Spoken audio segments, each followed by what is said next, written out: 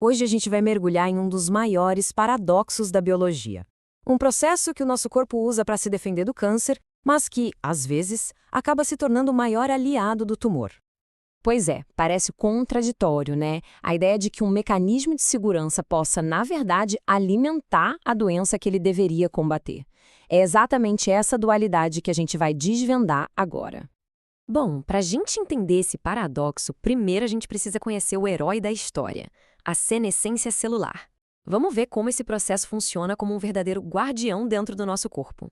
Pensa na senescência celular como se fosse um freio de emergência do nosso corpo. Sabe, quando uma célula sofre algum dano no DNA ou recebe algum sinal de que pode virar um câncer, a senescência é ativada. Ela basicamente força a célula a parar de se dividir para sempre, contendo a ameaça antes que ela se espalhe. É um mecanismo de supressão de tumor super potente. E como esse freio funciona? O processo é quase perfeito. Primeiro, a célula detecta o perigo. Logo em seguida, ela ativa umas vias que são as guardiões, como os famosos supressores P53 e P16. E por fim, ela impõe uma parada total, completa e estável. Uma defesa brilhante, de verdade. Mas toda defesa brilhante pode ter um ponto fraco. E é aqui que a nossa história dá uma virada. Esse guardião, tão vigilante, a célula senescente, tem um lado sombrio que pode ser despertado. E aí, a proteção vira um problemão. E o que poderia corromper uma defesa tão robusta? A ironia é que são as próprias armas que a gente usa para combater o câncer, como a radioterapia e a químio. O objetivo, claro, é matar as células do tumor, só que algumas não morrem. Em vez disso, elas entram em senescência. É o que os cientistas chamam de senescência induzida por terapia. E é nesse exato momento que o herói da nossa história começa a virar vilão. Então, a gente tem as duas faces da mesma moeda. De um lado, a senescência protetora, que é o freio, o nosso herói. E do outro, a senescência nociva, que, depois de ser induzida por um tratamento, se transforma numa espécie de fábrica bioquímica, sabe? Fica ali bombeando um monte de substância perigosa para o seu entorno. E esse lado sombrio tem nome e sobrenome. Fenótipo secretor associado à senescência, ou SASP, para facilitar. O SASP é basicamente esse coquetel de moléculas que a célula senescente, corrompida, começa a soltar por aí. E é justamente esse coquetel que transforma o microambiente do tumor de um lugar hostil para o câncer em um terreno super fértil para o crescimento e para a disseminação dele. Agora vamos ver direitinho como esse coquetel químico alimenta o fogo. Como o SASP não só ajuda o tumor a crescer, mas também a se espalhar para outras partes do corpo, um processo que a gente conhece como metástase. Esse coquetel químico é a verdadeira arma do crime.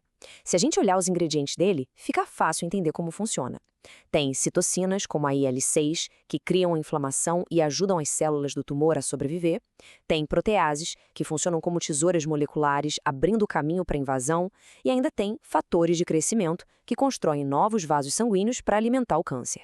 Tudo isso junto forma a tempestade perfeita para a metástase acontecer. O resultado final de tudo isso é uma bagunça completa. O SASP remodela o ambiente para ajudar o tumor, deixa a vizinhança mais amigável, ele dá mobilidade para as células do câncer, permitindo que elas migrem, ele abre caminho para a invasão, constrói vasos sanguíneos para nutrição e, o que é crucial, ele confere stemness, que é um jeito de dizer que torna as células do câncer mais resistentes, quase como super soldados, capazes de criar novos tumores. E se não bastasse promover crescimento e metástase, o SASP tem outra função terrível. Ele pode proteger o tumor dos nossos melhores tratamentos, criando um paradoxo de resistência. E aqui que está a ironia mais trágica. A senescência induzida por terapia deveria ser uma coisa boa, afinal, o tratamento está parando a proliferação de células doentes. Só que, ao fazer isso, ele cria essas células que secretam o SASP, que, por sua vez, pode levar o tratamento a falhar e a doença voltar. Ou seja, o tratamento, em parte, planta as sementes da sua própria derrota. E olha, isso não é só teoria, tá? Essa citação de um dos estudos que a gente usou mostra um exemplo bem concreto em câncer de cabeça e pescoço. A pesquisa mostra que a senescência causada pela radioterapia é diretamente responsável pela resistência ao tratamento. Por quê? Porque o SAS secretado, cheio de IL-6 e IL-8, cria um ambiente que protege as células do tumor que sobraram. Vamos detalhar esse mecanismo. Imagina assim, a radioterapia atinge o tumor e uma parte das células entra em senescência. Essas células agora viram fábricas de SASP. Esse coquetel químico forma uma espécie de campo de força protetora ao redor das células cancerosas que sobreviveram, e para piorar, ele ainda chama as células do sistema imune, que em vez de atacar o inimigo, acabam virando guarda-costas dele. É uma estratégia de defesa brilhante, para o câncer, claro. Ok, diante de um inimigo tão complexo que vira as nossas próprias defesas contra a gente, como é que se luta? Bom, a ciência já está desenvolvendo novas estratégias para mirar exatamente nessa traição. E isso, gente, representa uma mudança de paradigma gigantesca. Por décadas, o foco era matar a célula do câncer. Ponto. Agora a gente entende que também precisa atacar o ecossistema que dá suporte a ela. Ou seja, mirar nessas células senescentes que produzem o SASP, cortando o apoio que elas dão para o tumor. E existem duas abordagens principais para isso: as cenoterapias. Pensa assim, os senolíticos são como assassinos de aluguel. Eles caçam e destroem seletivamente as células senescentes, acabando com a fábrica de SASP pela raiz.